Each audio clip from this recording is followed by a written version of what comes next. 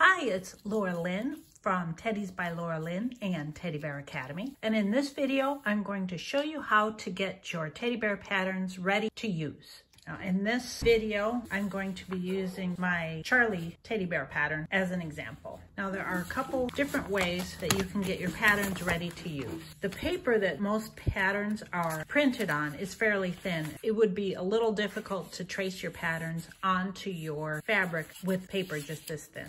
We like to get our patterns onto a more sturdy medium. Now, there's a couple ways you can do that. If you've purchased downloaded patterns, you got them on your computer, you can print them out on cardstock. And then with the cardstock, it is a little thicker. You can just cut them out. That will be easier to trace onto your fabric. It depends on how heavy your cardstock is as to how sturdy your pattern templates will be. Typically with this thin, that's only going to last a few tracings. The sturdiest way to get your patterns ready to use is to use Quilter's template.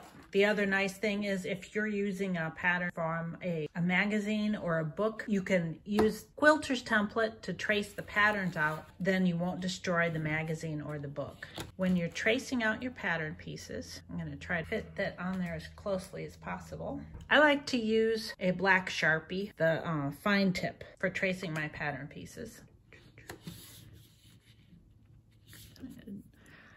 I'm going to first trace along the outside.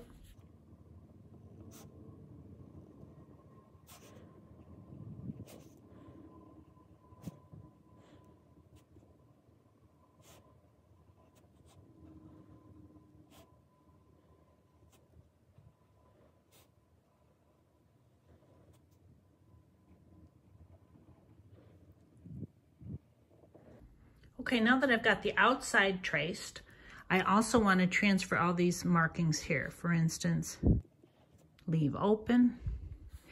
If you're not sure if you'll remember why you have these markings here, you can write leave open.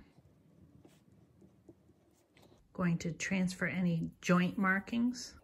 I'm going to trace the arrow to make sure that I place the pattern pieces in the right direction. I'm not going to worry about the copyright, but I might write the name of the pattern, which is Charlie, and then inner arm. And I see my pen skipped a little here. I'll fill that in. And just let that dry for a minute, and then use your paper scissors. You don't want to use your fabric scissors, of course, to cut this out. Now you want to cut right on the line so that you don't alter the size of the bear.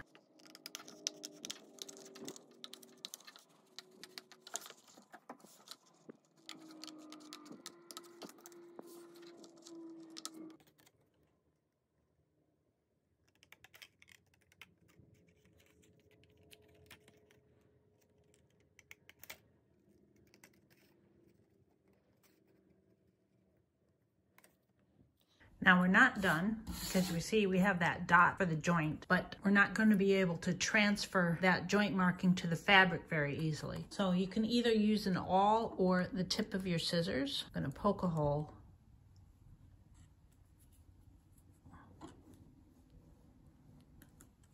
There.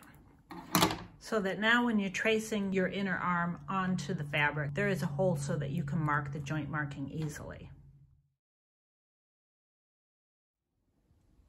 Now, if you want to get your patterns ready to use, but don't want to spend a lot of money on quilting template, we have another method, and that is to use some white school glue and some stiff cardboard. This is a cereal box, and it's a little stiffer than that card stock that I had printed that first pattern on.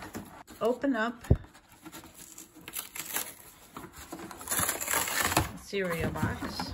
So we have a nice flat cardboard. I'm going to set that aside. And for this method, you will want to make a copy of your pattern because we're going to be cutting up the pattern itself. And I don't want you to lose your original pattern. Also, if you're using one from a magazine or a book, you might not want to tear the pages out. So what we're going to do is we're going to do the opposite inner arm piece here.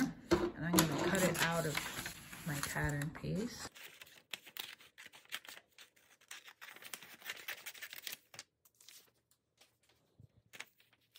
I'm gonna trim some of the extra off. Now you can do it any way that you're comfortable with, but I like to have a little border around before I glue this on. We're going to glue this onto this cereal cardboard.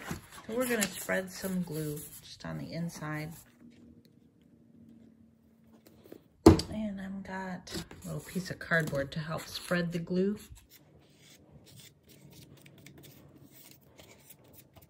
There, make sure you get all the edges. And now we're going to flip it over. Smooth it out so that it's glued directly to that cardboard. I'm going to let it dry a minute. And now we're going to cut the pattern piece out. Again, using your paper scissors, not your fabric scissors.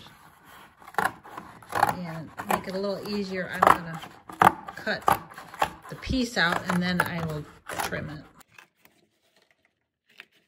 Just makes it easier to handle.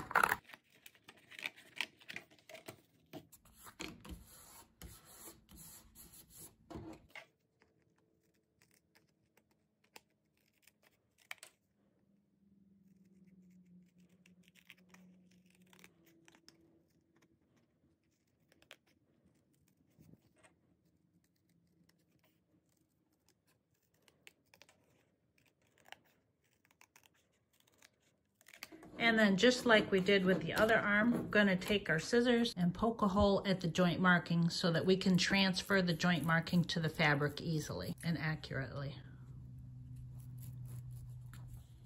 So here are 3 different methods of getting your teddy bear patterns prepared to use. Whichever method you use, you're now ready to trace your pattern pieces onto your fabric.